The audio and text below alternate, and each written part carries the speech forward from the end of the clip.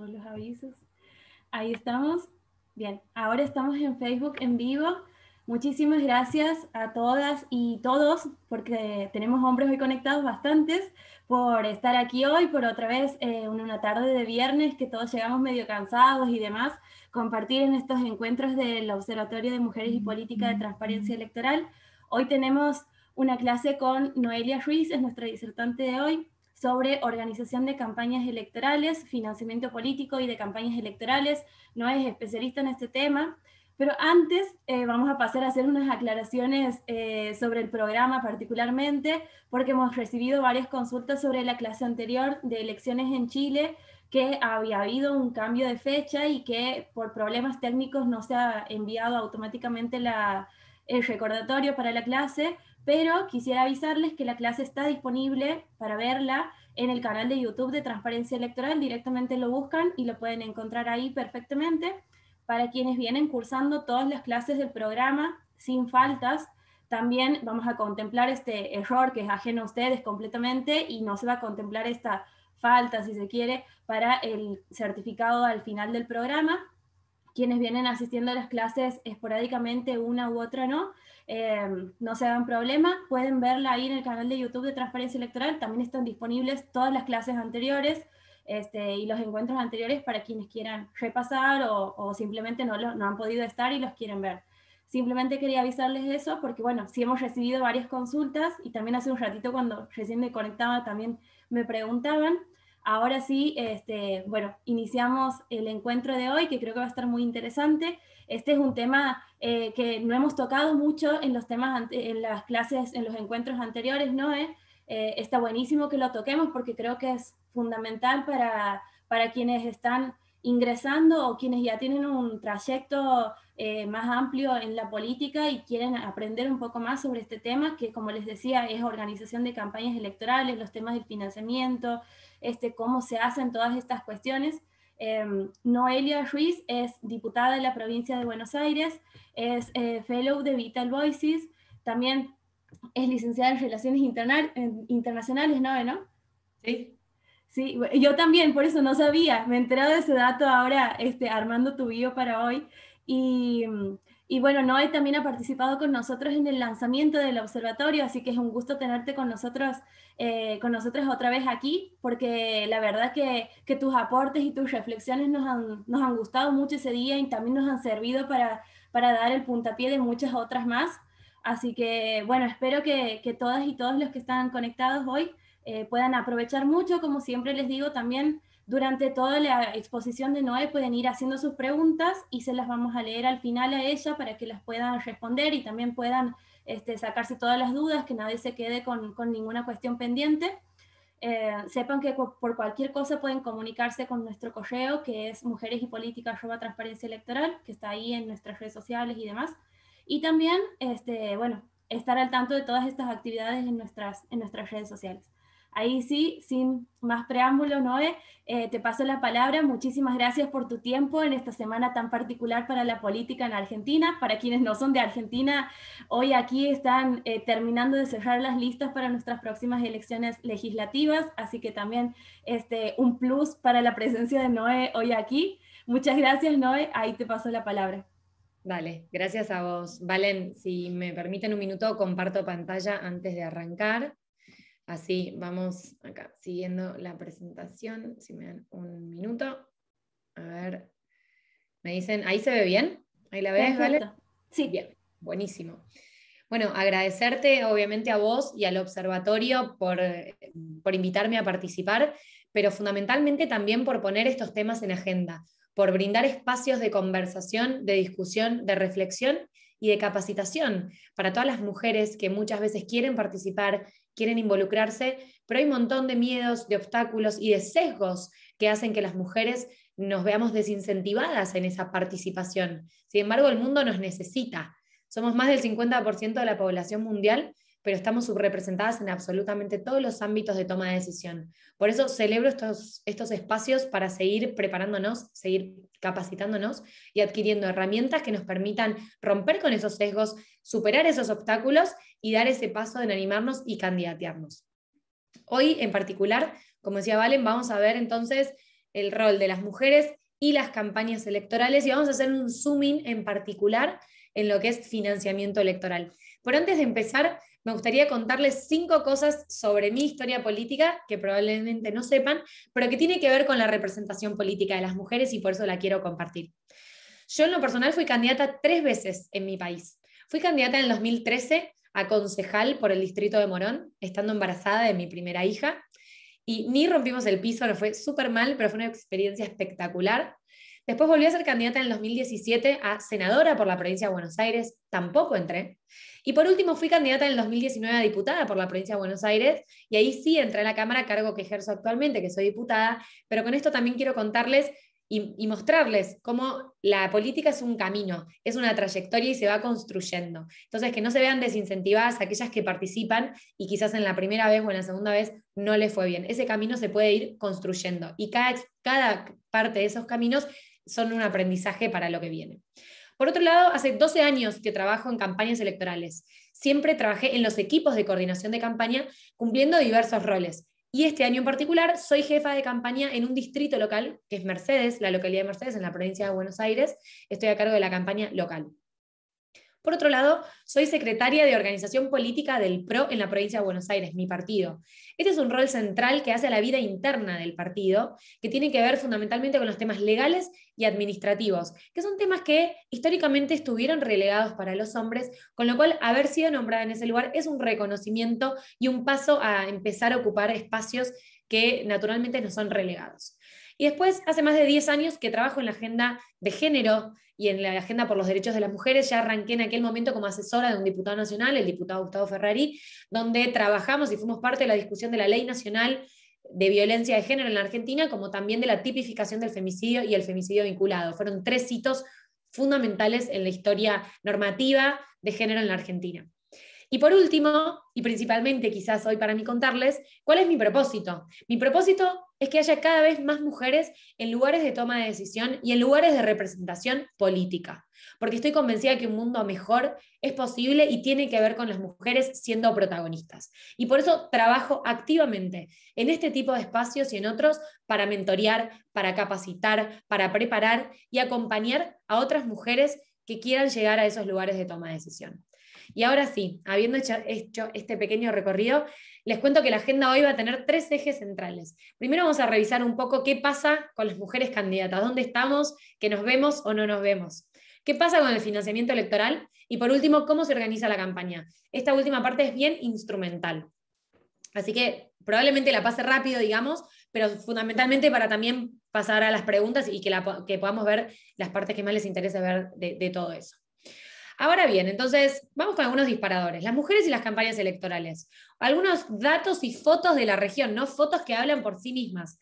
Acá, ¿qué podemos ver? Elecciones ejecutivas que hubo en nuestra región, en América Latina, entre el 2020 y el 2021. Por un lado, la elección de Bolivia. 5 candidatos a presidente, ninguna mujer. Por otro lado, Puerto Rico. 6 candidatos a gobernador, una sola mujer. Perú, 18 candidatos a presidente, 2 mujeres. Chile, 6 candidatos a presidente, 2 mujeres. Ecuador, 16 candidatos a presidente, una sola mujer. Honduras, 9 candidatos a presidente y una sola mujer. Entonces, ¿qué es lo que vemos? Que las mujeres somos la excepción y que los hombres son la regla. Ahora, permítanme hacer un zoom in, un minuto, en Argentina. Campaña del 2019 en Argentina que nos deja mucho aprendizaje sobre dónde estamos las mujeres en las campañas electorales, ¿no? Acá que vemos, los que fueron candidatos a presidentes y sus asesores, sus manos derechas, sus jefes de campaña, todos, absolutamente todos varones. Las mujeres pareciera que no estuviéramos, ¿no? Siempre estamos detrás de cámara y ahora voy a ir hacia ahí. Pero no solamente pasa con los candidatos, pasa fundamentalmente con los encabezamientos de listas. Al final del día, los encabezamientos de listas definen quién tiene más poder, ¿no? Porque quién va a presidente no es lo mismo que quién va a vicepresidente. Quién encabeza una boleta legislativa, si es varón o es mujer, te modifica después la integración de esa Cámara. Bueno, 2 de cada 10 listas son encabezadas por mujeres. Hay un estudio acá en Argentina que demuestra que solo en el 20% de las oportunidades nos toca encabezar las listas. Por otro lado, provincias que tuvieron alguna candidata mujer a gobernadora de alguna de las principales fuerzas en el 2019. Solamente 6 de 22. de vuelta, absolutamente subrepresentadas las mujeres en la integración y encabezamiento de listas. Y por último, provincia de Buenos Aires, la provincia que yo represento, que tenemos 135 distritos, pero para las PASO, en el 2019 tuvimos 485 listas. De ahí, solamente 79 fueron mujeres, 79 candidatas a intendentas. Entonces lo que vemos es esto, que el mundo de la política y particularmente de las campañas y de los procesos electorales es un mundo de varones, es un mundo de hombres. Siempre fue cosa de hombres hacer campaña. ¿Y dónde estamos las mujeres? ¿No participamos? Por supuesto que participamos, pero siempre estamos detrás de cámara, siempre somos el equipo, siempre somos las que hacemos que las cosas sucedan, pero no tenemos el protagonismo. ¿Y por qué se da esto? ¿Qué pasa con las mujeres que no somos candidatas o que no somos jefas de campaña? ¿Dónde estamos? ¿Cuál es nuestro rol? Bueno, a ver, pasar un montón de cosas. Hoy voy a intentar sintetizar en estos 3 ejes algunas de esas cosas que lo que terminan generando es el desincentivo a la participación, el desincentivo al tomar un rol protagonista. Entonces, si pudiera resumir algunas de las dificultades que enfrentamos las mujeres candidatas, empezaría por los sesgos de liderazgo. Eso está estudiado a nivel mundial y está comprobado que 1 de cada 5 personas de América Latina tiene la idea de que los hombres son mejores líderes. Y el 30% de esa misma gente, o sea, lo afirma, no es que cree que son, lo afirma, son mejores líderes. Esto sucede por varios motivos, pero fundamentalmente porque somos tan pocas las mujeres en lugares de exposición y de representación y de toma de decisión que ni siquiera hay estudios respecto a nuestros propios liderazgos. Recién ahora, después de la pandemia, empezamos a ver cómo se empiezan a estudiar los liderazgos de las mujeres. Entonces, este sesgo solamente confirma la falta de participación de las mujeres y nos desincentiva a poder participar. Y entonces es un sesgo que reautoafirma constantemente nuestra exclusión de los lugares de liderazgo. Después están los obstáculos externos. Todas ustedes acá me imagino que con el nivel de participación que tienen saben a lo que me refiero cuando hablo de las estructuras de cristal, de los techos de cristal. Incluso hoy les voy a hablar de los techos de billetes cuando vayamos a la parte de financiamiento, porque eso también existe para las mujeres candidatas.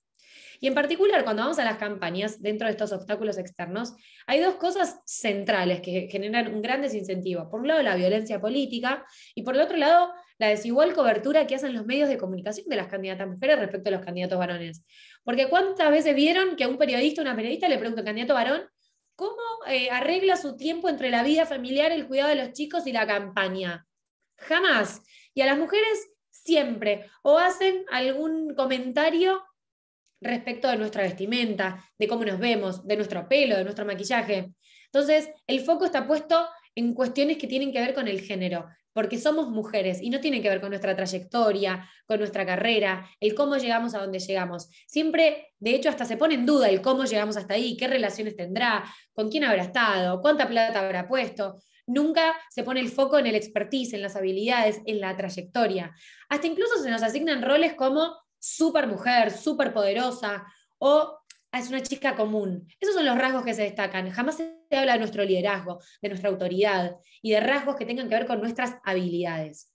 Lo mismo sucede, la contracara es la violencia política que nos incentiva a participar, que tiene que ver con el ciberacoso en las redes, con las agresiones, todas en razón de nuestro género y no realmente de nuestras habilidades. Y por último, están aquellos obstáculos internos que nosotras mismas nos ponemos a la hora de querer participar. Tiene que ver con los miedos, con los complejos, que son frutos de estos sesgos también y de los estereotipos de géneros que nos atraviesan nuestras capacidades, atraviesan nuestras credenciales para asumir esos puestos de liderazgo y de exposición. ¿Cuántas veces nos pasó que llegamos a algún lugar o logramos algo y dijimos, bueno, pero esto me pasa esta vez y no me pasa más, lo tengo que aprovechar? O llegué acá de casualidad. Y la verdad es que no. Todos estos son complejos y son sesgos que nos hacen creer que estamos ahí fruto de algo más que no tiene que ver con nuestra propia habilidad de estar ahí. Y entonces se transforma en un obstáculo interno que tenemos que identificarlo para poder justamente superarlo y salir de ese círculo vicioso, ¿no? ¿Qué pasa con las mujeres? ¿Para qué? Quiero correr acá para que no... Ahí está, para que no nos tape. Ahí va.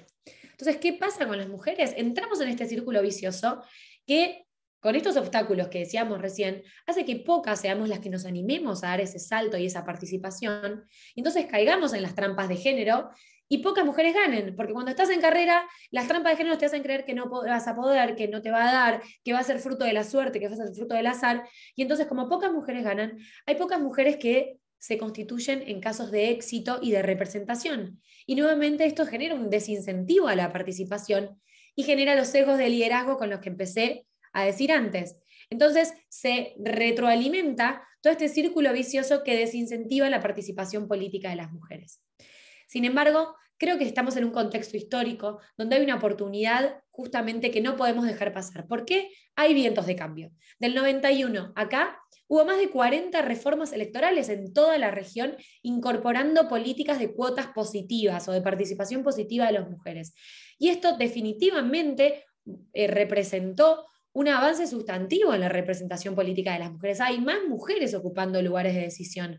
Pero esto no es suficiente porque si bien las mujeres hoy tenemos más espacios, ocupamos más bancas, todavía no estamos en la mesa de toma de decisión, todavía no somos autoridades de bloque, todavía no somos autoridades de cámara.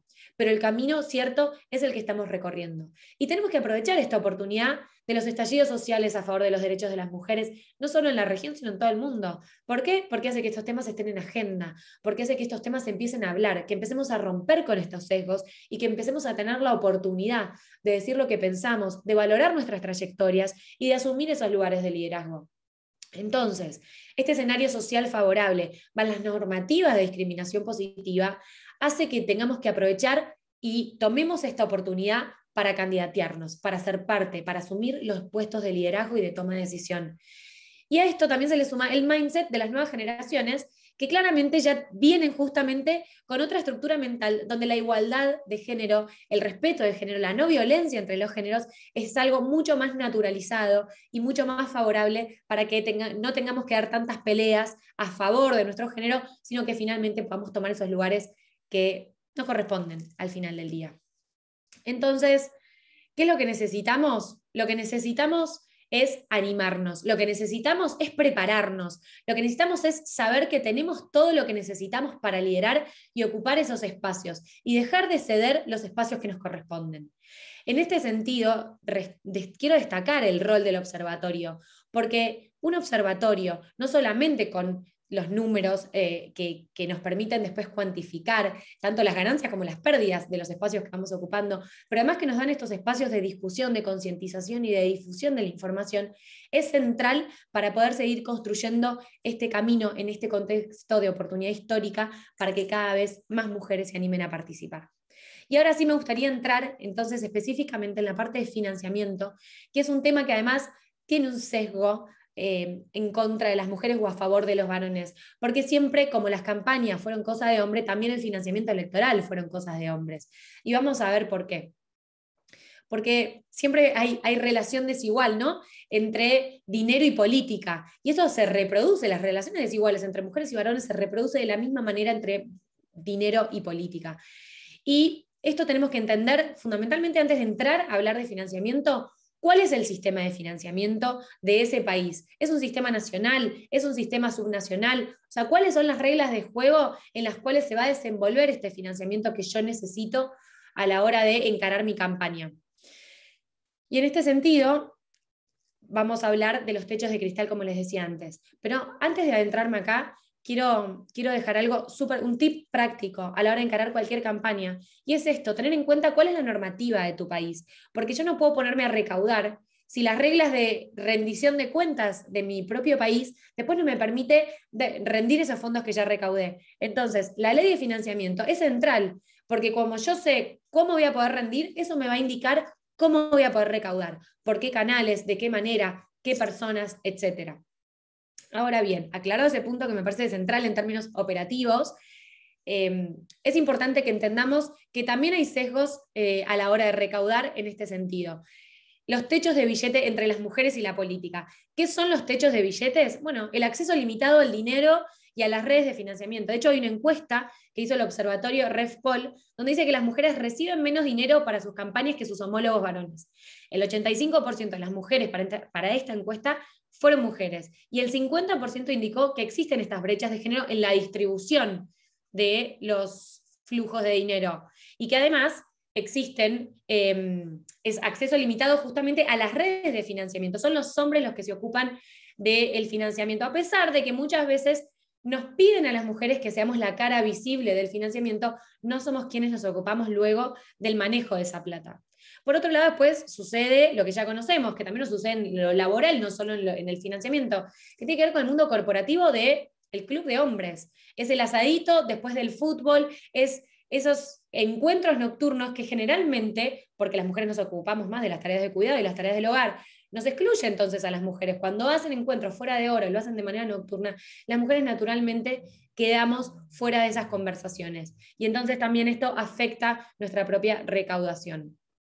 Y este es un factor clave que disuade a muchas mujeres de participar en política. Porque digo, si tengo que salir a buscar plata y no la voy a conseguir, el miedo de no poder lograrlo, el miedo de decir, pero ¿de dónde voy a sacar la plata? De mi sueldo, le pido a mis familiares, le pido a mi gente cercana, y no poder acceder a los fondos como acceden los varones, termina siendo un obstáculo más en el incentivo o en la decisión de las mujeres a la hora de tomar la decisión de candidatearse.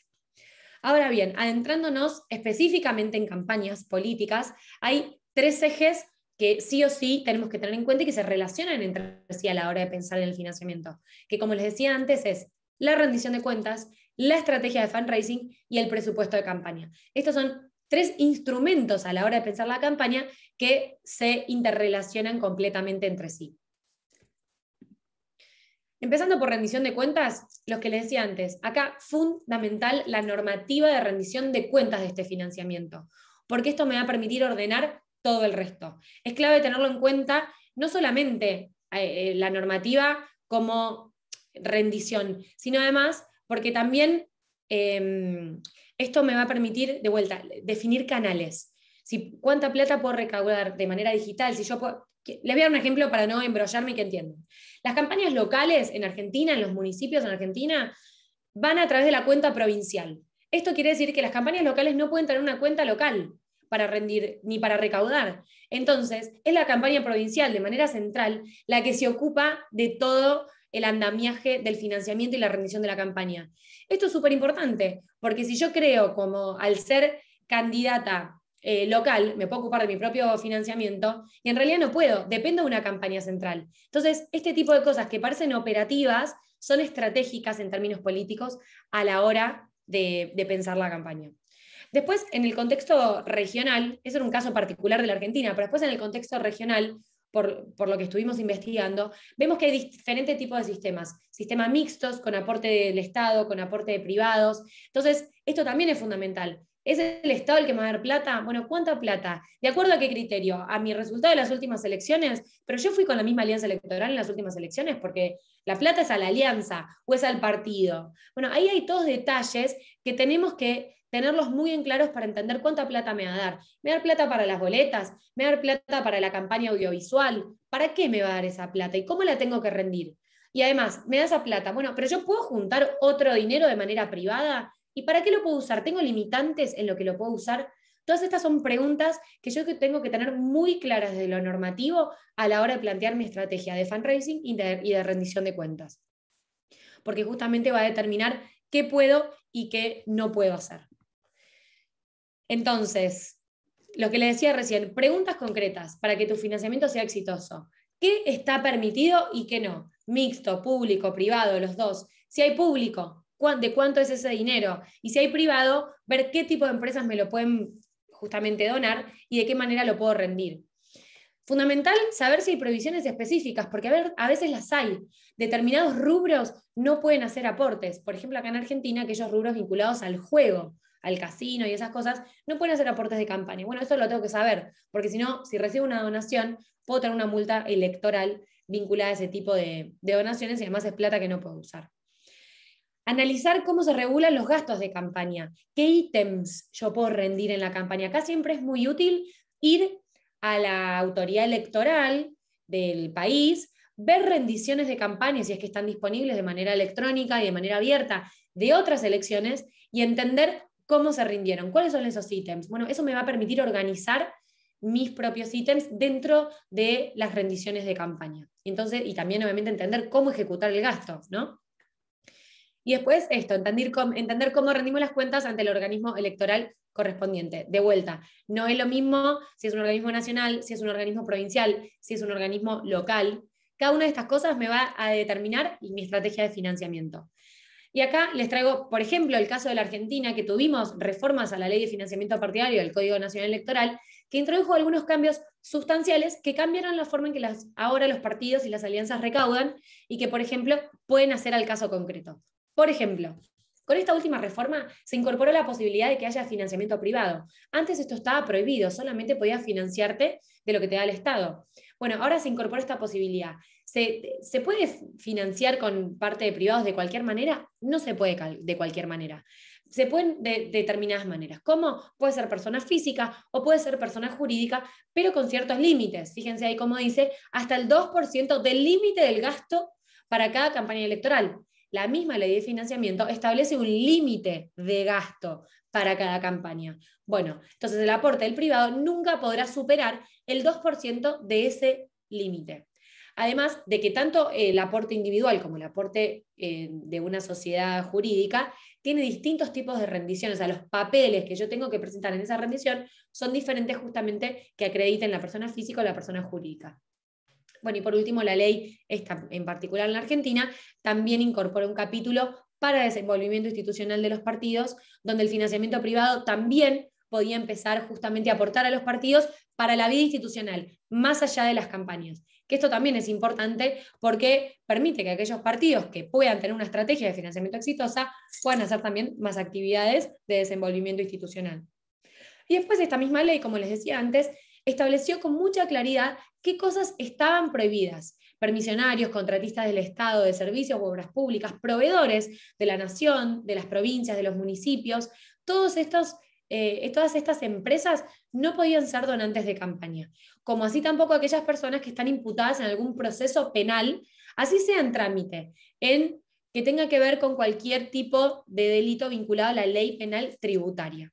Entonces, estas son algunas de las limitantes. Como también se limitó las donaciones en efectivo. Antes se podían hacer donaciones en efectivo y ahora ya no se pueden hacer más. Sí se permiten los depósitos bancarios, pero no la plata en efectivo.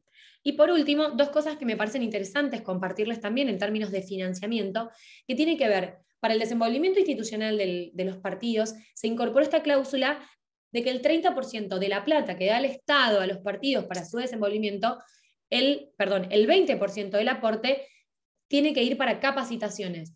Pero dentro de las capacitaciones, el 30% tiene que estar destinado a jóvenes y el 30% a la capacitación para la formación y promoción y desarrollo de las habilidades de liderazgo de las mujeres. Entonces acá vemos cómo fue una reforma de financiamiento con perspectiva de género. Se tuvo en cuenta este ítem en particular para que los partidos trabajen activamente en la capacitación y en las habilidades de liderazgo de sus mujeres. Y por último, se incorporó también la rendición de gastos de campaña en plataformas digitales, que hasta antes de esta reforma, en la Argentina por lo menos, no estaban regulados. Entonces, este tipo de reformas son sustanciales a la hora de plantear tu estrategia de financiamiento. Traigo el caso argentino fundamentalmente porque es el que más conozco, pero como ejemplo de todas aquellas cosas que tenemos que estar atentas a la hora de planificar. Entonces, cuando hablamos de financiamiento, habíamos dicho que uno de los ejes centrales es el fundraising. ¿Cómo armo mi estrategia de campaña? Mi estrategia, de fundraising. Y acá lo primero es definir un objetivo de recaudación de fondos. Yo tengo que saber cuánto voy a necesitar para mi campaña. Una vez que yo tengo ese objetivo, yo planeo la táctica. Bueno, ¿cómo lo voy a recaudar? ¿Sé cuánto tengo que juntar? Bueno, ¿cómo voy a recaudarlo? Esto es fundamental porque hay distintos tipos de herramientas de recaudación. Pueden ser solicitudes personales, puede ser una campaña telefónica, puede ser una campaña digital en redes sociales, pueden ser eventos, desayunos, almuerzos, cenas. Cada uno de estos ítems tiene que tener su propio objetivo de recaudación. Cuánto va por solicitud personal, cuánto voy a recaudar en cenas, etc. Entonces, cada uno de esos va a responder a una táctica específica y yo voy a tener la previsibilidad de cómo voy a ir juntando ese dinero para mi campaña. Entonces esto me permite crear un calendario de recaudación. Digo, necesito tanto, lo voy a hacer de esta manera, lo calendarizo dentro de la campaña y digo, fantástico. De esta manera, yo como voy a ir necesitando, yo ya sé que en determinados tiempos de campaña voy a ir necesitando hacer determinados gastos, planifico los ingresos de acuerdo a esos gastos que yo sé que voy a necesitar en cada etapa de la campaña. Y por último, tengo que identificar y clasificar los tipos de potenciales donantes para justamente poner activa esta campaña, ¿no? Salir a recaudar, porque hay grandes donantes, pequeños donantes y donantes ocasionales. Bueno, cada uno de estos donantes responden a incentivos y a características diferentes y entonces requieren estrategias diferentes. Yo a los grandes donantes los puedo identificar y tengo que sentarme en una mesa, invitarlos en una conversación, proponerles mi proyecto y ver de qué manera los voy a convencer para que quieran aportar en mi campaña. Después están los pequeños donantes, que son aquellos que quieren hacer pequeñas donaciones. No sé si conocen la campaña de Bernie Sanders en Estados Unidos, que se hizo famosa, por cómo logró a través de pedirle a la gente $10 a cada uno que aporten a su campaña. Y juntó millones y millones de dólares, porque claro, era un monto muy chiquito y la gente se entusiasmaba en poder participar y ser parte. Y después están los donantes ocasionales, que por ahí no aportan asiduamente a la política o al partido, pero para alguna acción específica dentro de la campaña les resulta interesante participar y entonces hacen ese aporte específico. Algunas buenas prácticas a tener en cuenta a la hora de pensar el fundraising. Bueno, la normativa de rendición de cuentas, fundamental como les dije antes. Después, el tiempo de la candidata. Muchas veces no planificamos en la agenda de campaña cuántas horas le vamos a dedicar a la recaudación y al fundraising. Y esto es fundamental, porque el fundraising es una tarea en sí misma y es una tarea muy importante, porque no vamos a poder cumplir nuestros objetivos de campaña si no tenemos la plata que necesitamos para esos objetivos. Entonces, disponer tiempo de la agenda de la candidata es fundamental para poder cumplir con los objetivos que nos pongamos. Después, utilizar múltiples canales y apuntar a todos los tipos de donantes. No desestimar a priori ninguno. No tengo alcance para llegar a los grandes donantes. No desestimes ninguno. Mapea tus contactos y arma una estrategia para llegar a ellos. Y después, no avergonzarse. Las mujeres muchas veces nos sentimos avergonzadas de salir a pedir dinero para nuestras campañas, pero la realidad es que el fundraising político es una inversión en tu comunidad. Aquel que quiera acompañarte en la política también está dispuesto a hacer un aporte para que puedas ganar y puedas llegar a ese objetivo. Entonces, hay que salir a buscarlo. ¿Cómo armar un presupuesto de campaña? Bueno, hay un montón de ítems a tener en cuenta. Acá puse, obviamente, una imagen modelo que es de referencia simplemente para que ustedes puedan tener en cuenta. Pero, ¿qué es lo que necesito tener en cuenta para armar mi presupuesto de campaña? Primero, algunas máximas, ¿no? Usar números reales. Esta planilla es para nosotros. Tenemos que tener en cuenta que los números que nos ponemos acá son números que tienen que condecirse con esa realidad, con el gasto que vamos a efectuar. Después, considerar eventualidades o distintos escenarios, porque no todo es tan lineal como lo planificamos. Si bien la planificación es clave para poder avanzar y cumplir los objetivos que nos ponemos, también tenemos que tener la flexibilidad de poder adaptarnos a los cambios. Y después, ser muy ordenados y muy transparentes, porque esto nos va a permitir, de nuevo, cumplir objetivos. Y cumplir objetivos nos garantiza hacer una campaña exitosa. Entonces, planificar el gasto es fundamental que lo hagamos por ítem y por mes. Como decía antes, si yo sé cuánto voy a necesitar cada mes, sé entonces cuánto tengo que recaudar también el mes anterior para gastar el mes siguiente. Esto es muy importante. Entonces, cada actividad tiene que estar por rubro de área de gasto. Comunicación masiva, comunicación digital, comunicación directa, territorio, boletas, equipo, campañas digitales, etc. Tiene que estar todos los rubros planificados por mes. Y siempre lo que hacemos es planificar de atrás para adelante, o sea, del día de la elección para atrás al día que comienza la campaña.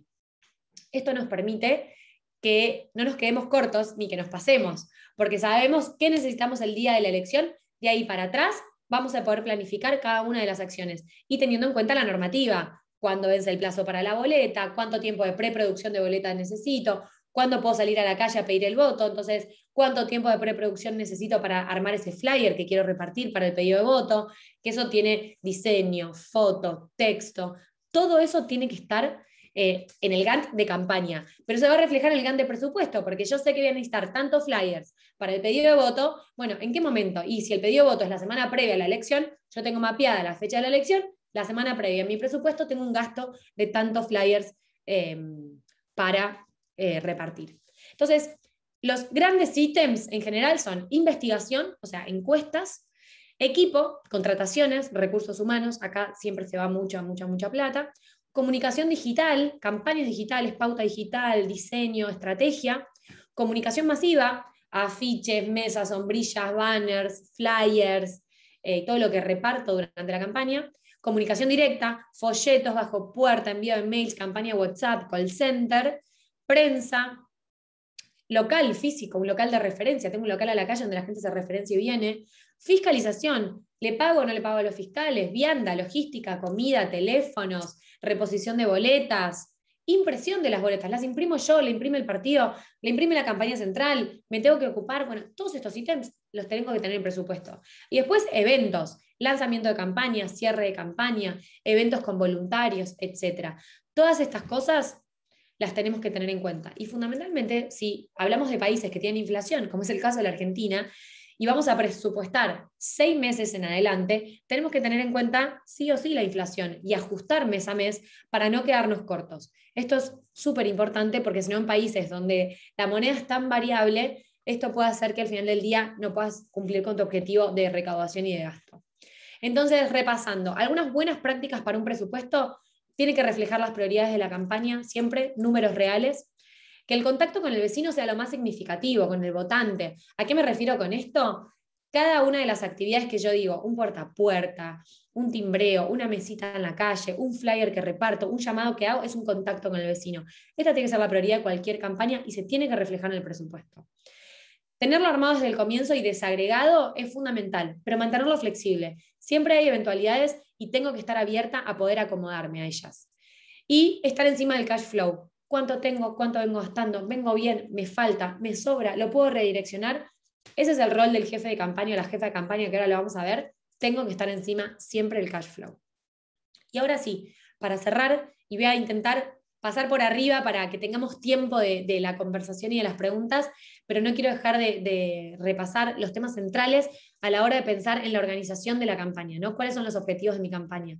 Y acá siempre le digo a todas las mujeres que están planificando su carrera: no vayamos con el viento a donde nos lleva el partido, nuestro jefe, nuestra jefa, mapeemos nuestro camino, a dónde quiero llegar, me pongo ese objetivo y en base a eso planifico todos mis próximos pasos. ¿Cuáles son los primeros pasos que tengo que dar para llegar aquel día, aquella fecha, en aquel objetivo que me estoy planteando?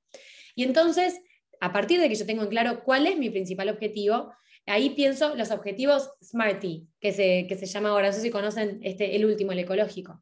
Primero, que sean específicos. ¿Qué quiero ser? Quiero ser presidenta, quiero ser gobernadora, quiero ser concejal, quiero ser intendenta. ¿Qué quiero ser? Tengo que ser súper específica. Tiene que ser medible. ¿Cuándo quiero ser? ¿Es esta elección? ¿Es la que viene? ¿Es dentro de 10 años? Todo esto me permite planificar todo detrás de ese objetivo. Tienen que ser alcanzable. Si yo todavía no hice nada en política y nunca me involucré y nunca participé y digo, quiero ser presidenta de la Argentina, y bueno, la verdad es que difícilmente sea alcanzable. Tengo que planificar esa llegada a ese objetivo alcanzable. Tienen que ser relevante. Relevante para mí, relevante para mi partido. Tengo que proponer una propuesta de valor que sirva al espacio al que pertenezco. Tienen que tener un tiempo, como decía antes, ¿cuándo va a ser esto? Entonces, ¿cuándo voy a llegar a ese objetivo final y cómo me planteo la línea del tiempo hasta llegar a ese objetivo? Y tiene que ser ecológico con el ambiente político en el que me desenvuelvo. ¿Tiene sentido que yo en mi partido proponga que quiero ser esto? Bueno, ¿lo podré lograr? Tiene que ser armonioso, digamos, por usar otra palabra. Esto es fundamental para arrancar con los primeros pasos. Entonces, de la misma manera que en el fundraising, para cualquier candidatura, lo primero son las cuestiones legales y técnicas. ¿Cuáles son las reglas de juego de la cancha en la que yo voy a jugar? Esto tener clarísimas. ¿Hay ley de paridad? ¿No hay ley de paridad? ¿Hay ley de cupo? ¿Qué ley hay? ¿Cuáles son los lugares entrables en la lista? Quiero ser concejal. Bueno, y si voy quinta, ¿entro? ¿Cómo sé eso? Bueno, tengo que estudiar las elecciones anteriores, cómo se desenvolvió mi partido y el contrincante. ¿Tengo chances? ¿Cuál es el lugar expectante en una lista? Todo esto lo tengo que estudiar para poder negociar bien mi lugar en la lista. ¿Cuáles son los requerimientos legales? ¿Domicilio? ¿Edad? Bueno, ¿cumplo con esos requisitos? Esto es fundamental, porque si no me voy a quedar afuera. Y después, tener en claro el calendario electoral. ¿Cuándo es la elección? Y de ahí para atrás, todo lo que tengo que hacer, porque probablemente tenga que cumplir con muchos requisitos legales, no solo de mi propia candidatura, sino de la lista, del partido, de la alianza, adhesiones, avales, cosas que la justicia electoral pide para que justamente tu lista sea legal y sea válida. Esto es lo tengo que tener mapeado. ¿Cuándo arranca la campaña audiovisual? Bueno, ¿cuándo tengo que empezar a producir esa campaña audiovisual? Todo esto lo tengo que tener en un calendario electoral fácil de leer y accesible, al que tengo que revisar todo el tiempo. Y en base a eso voy a estructurar mi campaña en 3 grandes ciclos: la estrategia, la táctica y la operación.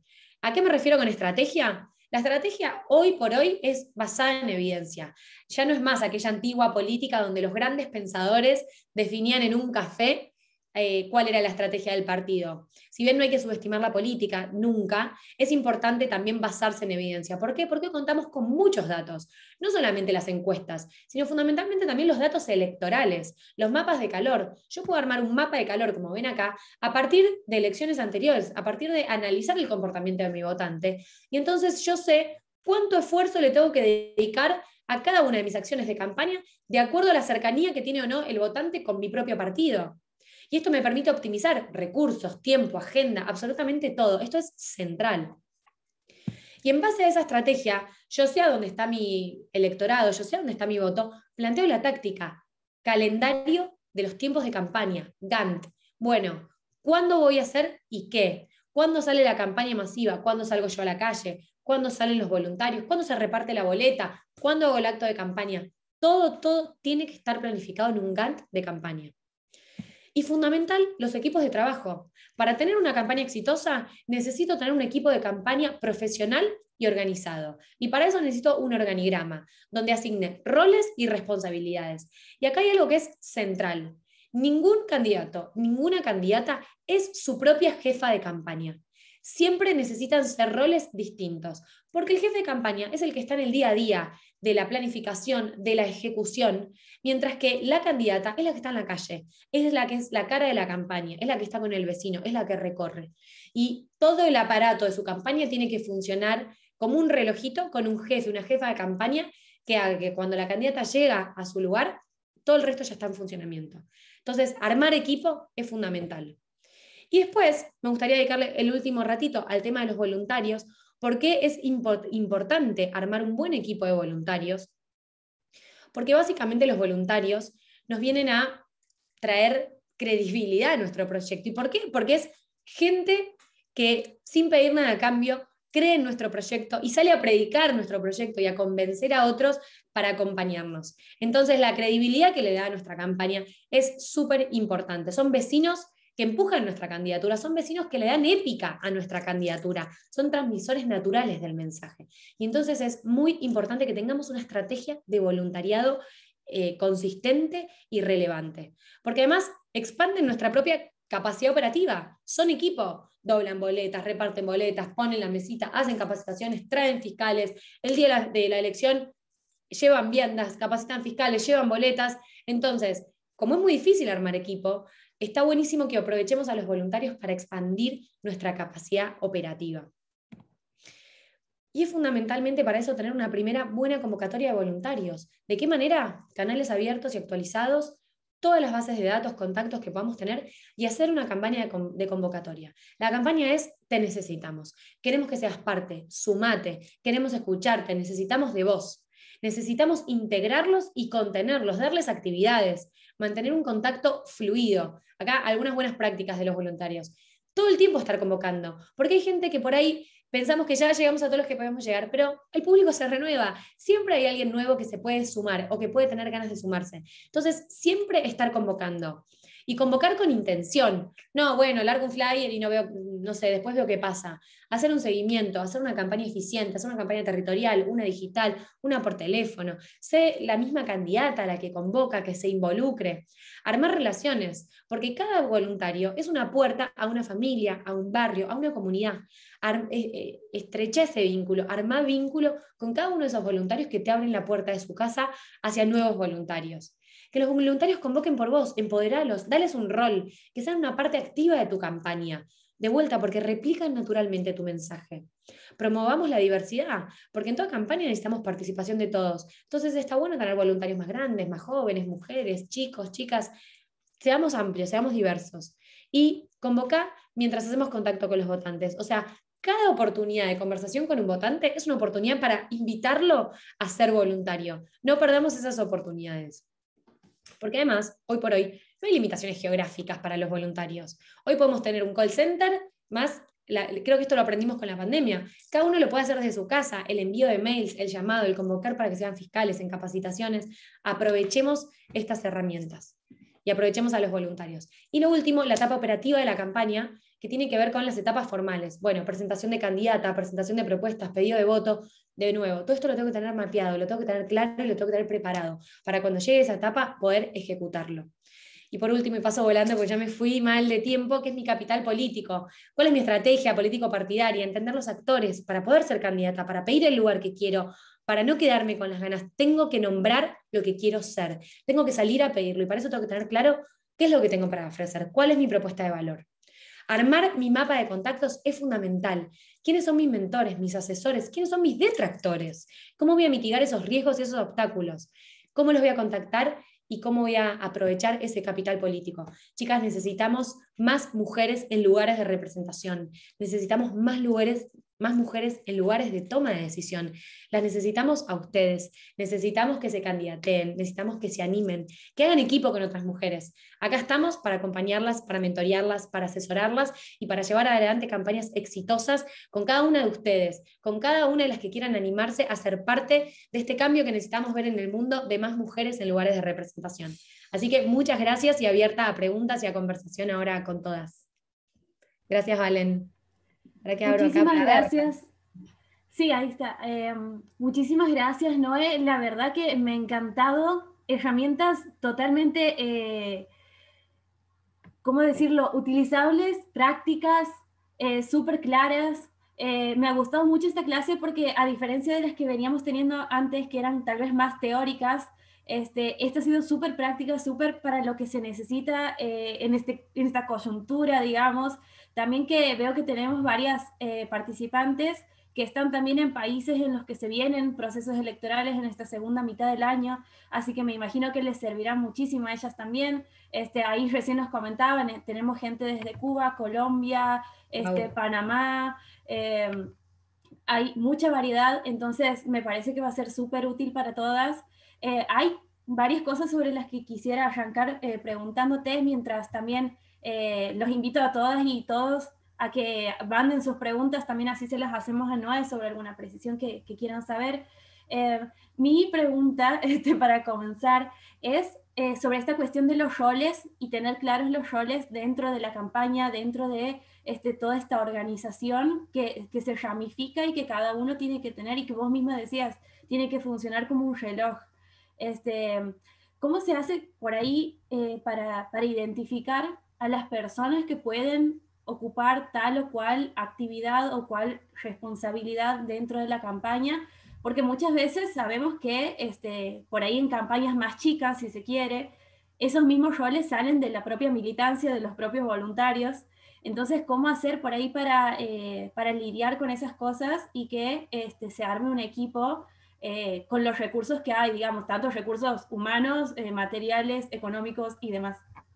Bueno, mira, vos lo dijiste muy claramente, los voluntarios son un semillero de recursos humanos, porque muchas veces dicen, ay, no sé cómo aportar, no tengo tanto tiempo, pero es contador. Fantástico, te puede ayudar con la rendición de la campaña, con el seguimiento de los gastos, con el seguimiento del presupuesto, y así un montón de otros roles. Lo que primero tenés que tener en claro es qué roles necesitas. Un jefe, una jefa de campaña vas a necesitar siempre. Y después tenés los grandes rubros, comunicación, territorio, y equipo de ejecución, ¿no? Junto con el jefe de campaña, de coordinación de la campaña. Entonces, teniendo los grandes rubros, vos podés identificar habilidades, primero en tu propio equipo o en tu propio partido, y ver qué podés suplir con esa gente, fuera de lo que puedas contratar, ¿no? Obviamente que si vos pudieras contratar tu equipo de campaña, eso siempre es lo fundamental, porque vas a poder conseguir profesionales en cada una de esas áreas. Pero si no pudieras, perfectamente lo puedes cubrir con voluntarios.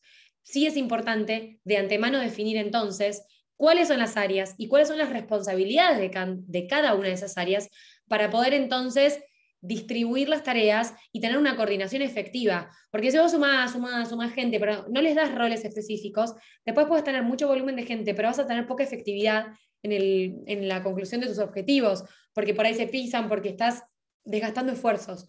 Entonces, definir roles, definir responsables y responsabilidades. Y central, una coordinación de la campaña. Bien, ahí nos van llegando preguntas. Leo este de Jacqueline. Más allá de la obligación de realizar los reportes de gasto ejercido en la campaña ante las instituciones competentes, ¿qué mecanismos y o estrategias de rendición de cuentas hacen para la ciudadanía?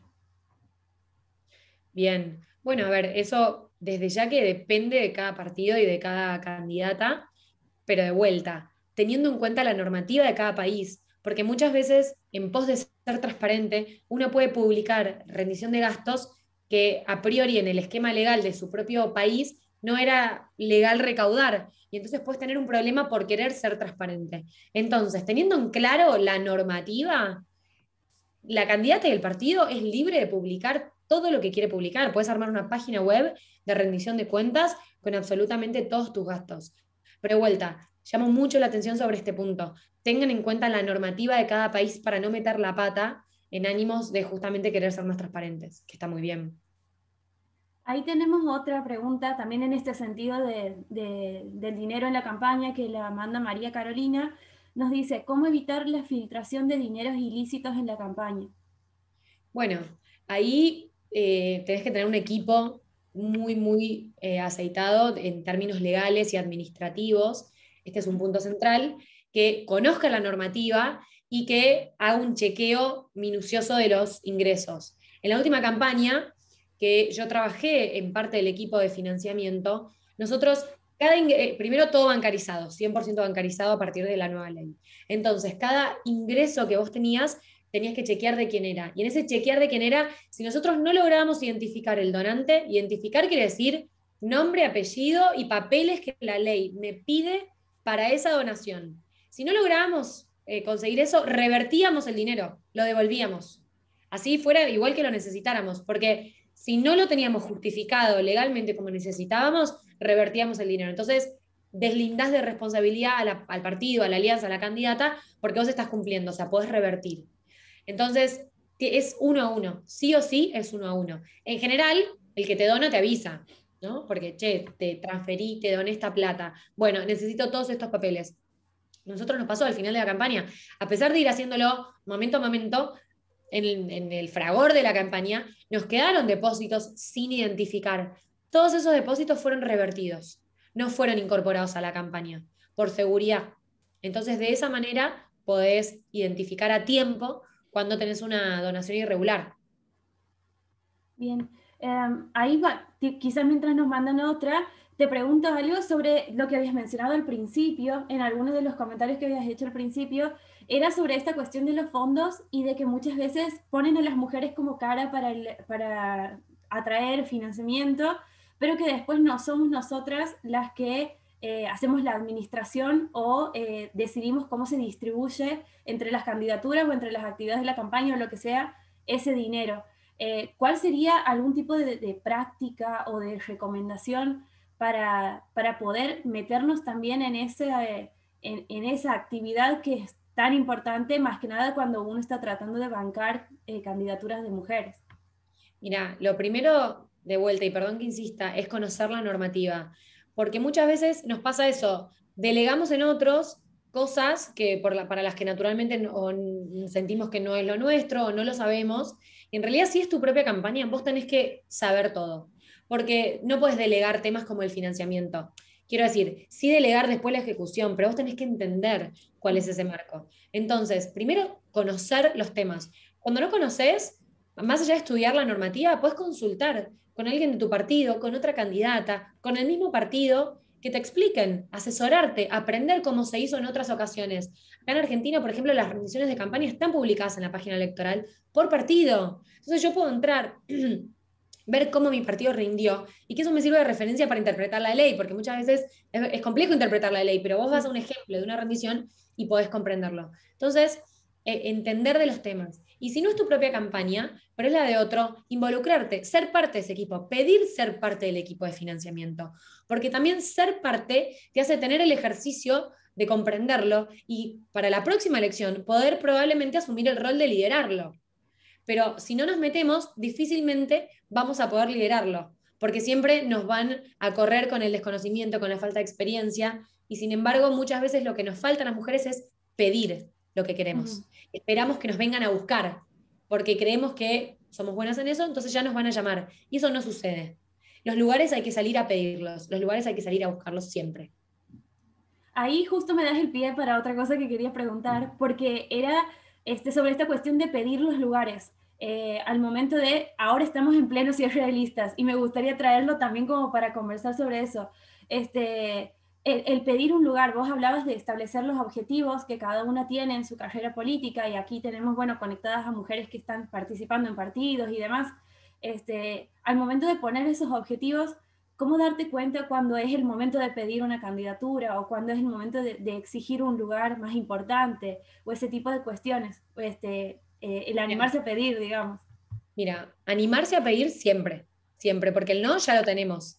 Y si así te digan que no, en política cuando te dicen que no te deben algo, entonces te queda saldo a favor para la próxima negociación, si te dicen que no. Con lo cual, siempre hacerlo. Si creemos que ese es nuestro camino, si creemos que eso es lo que queremos hacer, si estamos convencidas que es el camino que queremos transitar, tenemos que pedirlo, porque no nos van a venir a buscar.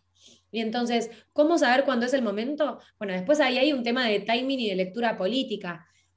Si vos venís trabajando hace una determinada cantidad de tiempo en un proyecto, ayudando a los concejales, siendo equipo territorial, siendo voluntario, siendo parte del equipo de campaña y querés ser concejal, bueno, es parte de la carrera, pero tenés que salir a pedirlo, porque son muchos los que participan voluntariamente y que por ahí no les interesa lo político. Y nosotras creemos que ya lo saben, pero la realidad es que no funciona así. Una vez que vos lo pedís, ya tenés más capital político que antes, porque de vuelta, así te digan que no, entonces tenés capital a favor. Y si no, capaz que te ponen en un lugar en la lista que no vas a entrar, pero ya entraste en la lista. Entonces, para la próxima elección, si vos querés volver a estar en la lista, naturalmente no te pueden poner más abajo de ese lugar. La próxima va a ser de ahí para arriba y de ahí para arriba. Y yo por eso también empecé contando mi propia experiencia. Uh-huh. Yo empecé como candidata a concejal en un tercer lugar, que no entró nadie ni el primero, pero fue el primer paso. Y la campaña la hice con un entusiasmo y con una felicidad absoluta, porque era ese primer paso de comprometerme. Y de vuelta, volví a ser candidata en el 17 y entró hasta la anterior a mí y yo no entré. Y decís, trabajé todo y llegué hasta acá y lo pedí, hice todo lo que tenía que hacer. Pero es un camino que no siempre es lineal. Pero cuando llegó el cierre del 19, yo no podía ir en otro lugar peor que en el que había ido en el 17. Entonces yo ya había quedado posicionada para un mejor cierre. Entonces también interpretar esto como un camino y no tomarse cada paso como definitivo, aún incluso cuando nos candidatemos y nos va mal, porque te candidataste y te fue mal, igual te convertiste en un modelo a seguir para un montón de otras mujeres que por ahí no se animaban y vieron en vos la posibilidad de hacerlo. Entonces candidatearte, ir a una elección y que te vaya mal, también es ganancia. Es ganancia para vos, en tu experiencia, pero también es ganancia para otras, para aquellas niñas y jóvenes que vienen atrás o aquellas otras mujeres que te acompañen y ven en vos la posibilidad de ser.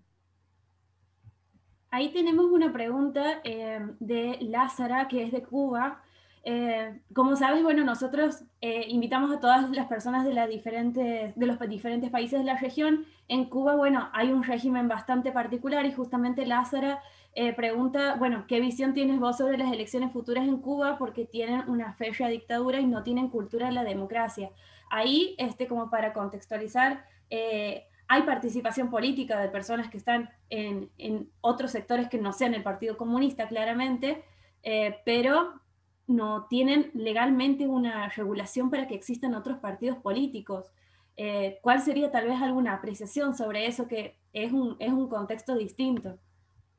La realidad es que, bueno, estamos hablando de un contexto muy complejo porque están en un momento de pasar de un régimen autoritario, autocrático, a una democracia y ojalá realmente logren hacerlo en los mejores términos posibles y que no sigan habiendo eh, los incidentes que estamos viendo por la tele que hoy hay y la verdad me solidarizo con Lázara y con el pueblo cubano en ese sentido. Sin embargo, celebro que el pueblo se levante por sus derechos políticos y civiles y pida un encuadre normativo y político de democracia, de libertad y de respeto de esos derechos. Y realmente le quiero transmitir esto a Lázara, que se lo transmita a todas sus mujeres, colegas, amigas y conocidas que se involucren en ese proceso democrático, que tienen la oportunidad de ser parte de ese proceso democrático, tal como en Chile lograron ahora tener una asamblea constituyente paritaria para la nueva constitución. Ojalá que en Cuba también logren las mujeres hacerse escuchar y ser parte de ese proceso constitutivo de la nueva Cuba que se está gestando. Es una oportunidad histórica y probablemente muy difícil para las mujeres de participar. Levanten la voz, sean parte, no esperen a que las vengan a buscar, salgan ustedes a buscar ese protagonismo porque Cuba las necesita. La nueva Cuba que están haciendo necesita de las mujeres en ese proceso constituyente. Así que si hay algo que les puedo transmitir es el entusiasmo por ser parte. No esperen, salgan a buscar esa participación y ese protagonismo. Ahí te agradece Lázara.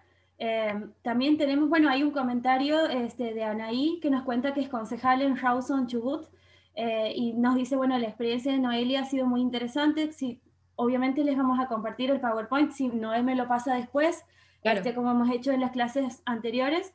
Y bueno, aprovecho la pregunta de ahí de Anaí para comentarle que sí, cada 15 días tenemos un encuentro de estos, van a durar hasta diciembre, son sobre todo temas relacionados a la participación política de las mujeres.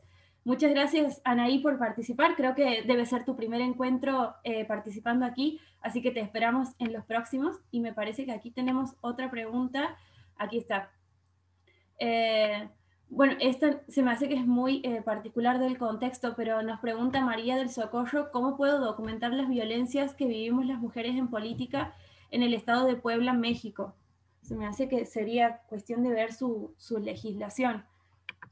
Absolutamente, como todo, siempre hay que empezar por ver la legislación, pero estaría bueno que puedan trabajar en un protocolo de violencia política, puede ser para el partido o la alianza, o no sé en qué contexto se está dando estas violencias que hace mención esta chica, pero sí se puede trabajar en un protocolo. Yo trabajé en un protocolo para la Cámara de Diputados, que es la que integro y que aprobamos este año y que también te lo puedo compartir, Valen, si les puede llegar a servir de Sí. referencia a las chicas para poder trabajar en ese protocolo. Si bien lamentablemente la violencia política sigue constituyendo una realidad para todas las mujeres en la región y justamente se constituye como un desincentivo a la participación, muchas veces el protocolo lo que nos permite es poner el tema en la agenda y desincentivar la violencia, porque cuando vos tenés un protocolo de actuación en estos casos, entonces resulta más evidente, se ponen en evidencia y en relevancia los casos de violencia y por lo tanto disminuyen. Así que yo les recomendaría poder trabajar en ese eje y fundamentalmente en la visibilización, chicas, no nos callamos más. Las cosas que pasan hay que nombrarlas, hay que decirlas, porque es la única manera de empezar a cambiarlas. Bien, bueno, estamos sobre la hora, así que ahí cortamos con las preguntas. Les agradezco a todas y todos por su participación, por sus preguntas siempre, también porque me pone muy contenta ver que siempre tenemos participantes de diferentes países de la región y que podemos hacer justamente este intercambio entre diferentes realidades, diferentes contextos de participación y también justamente cumplir con uno de los objetivos de este programa, que es que se realice ese intercambio, que vean cuáles son las posibilidades, cómo se han abierto el camino mujeres en diferentes países, en diferentes contextos locales. Ahí Noel les deja su correo electrónico también para que la contacten. Bienvenidos todos sus comentarios. Me encanta siempre cuando después de las clases me mandan mensajes y me cuentan qué les ha parecido, así que más que bienvenidos siempre. Muchísimas gracias, Noé, por tu tiempo en esta tarde de viernes. Siempre les digo que por ahí no sé si el viernes es una buena elección de clase porque o llegamos todas muy cansadas o estamos muy ajetreadas con todo, pero al momento creo que viene saliendo bien. Y también por esta semana tan particular, Noé, en la que te has hecho un ratito para poder compartir aquí con nosotros. Ahí también te agradecen desde Perú, Almendra.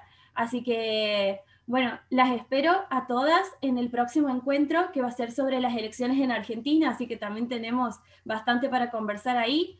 Y eh, obviamente que les vamos a mandar sus certificados en la próxima semana. Este encuentro va a estar en nuestro canal de YouTube también como todos los anteriores que los pueden consultar ahí. Y por cualquier cosa saben que se pueden contactar conmigo a través del correo de mujeresypolitica@transparenciaelectoral.org y seguirnos en redes sociales para enterarse de todas las actividades. Muchísimas gracias, Noé, una vez más. Muchas gracias Gracias. a todas y todos. Que tengan un excelente fin de semana y bueno, suerte, Noé, en las Gracias. elecciones y en la campaña que tienes por delante. Muchísimas Gracias. gracias. Gracias por participar. Gracias a todas y a todos por estar. Adiós. Chao, buen fin de, muchas gracias.